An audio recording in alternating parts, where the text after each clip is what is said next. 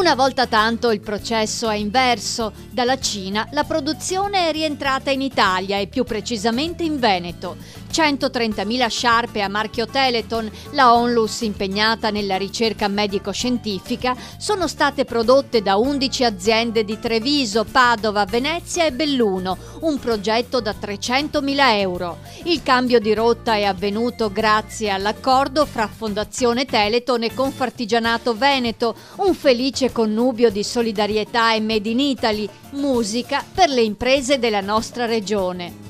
L'entusiasmo è a 1000 e la soddisfazione anche, ma soprattutto per avere portato a casa in quanto gli ordini, ma anche perché aver aiutato il territorio veneto in questo periodo che siamo di forte crisi.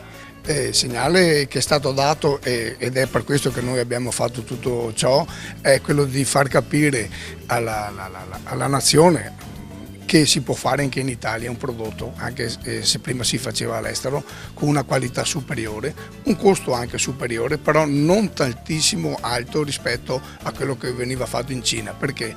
Perché facendo rete, e questo è il segnale forte che va dato, facendo rete si possono abbassare i costi.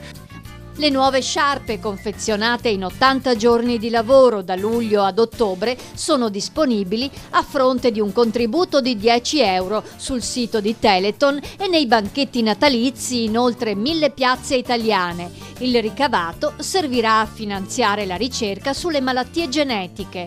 Le sciarpe bianche di Teleton saranno indossate da personaggi famosi nella tradizionale maratona televisiva dall'8 al 15 dicembre.